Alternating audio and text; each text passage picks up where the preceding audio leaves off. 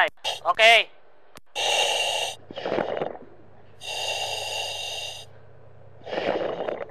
Okay.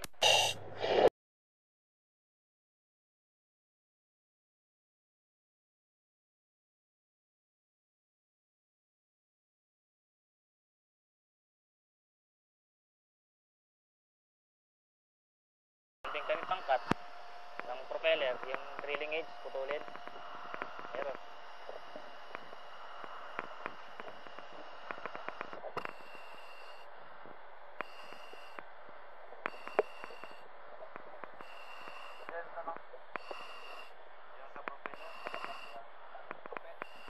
Ayan, tumupit, didiretso yun namin.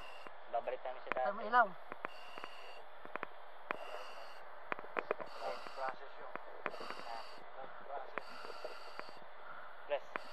Press. Dadalip inches. Yung iba ginagawa, pinapalo. Sa amin hindi.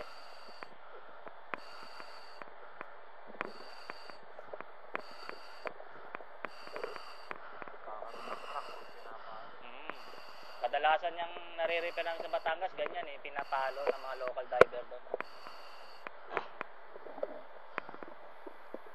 May ano nga kami itong ginawa eh, local divers ng Batangas.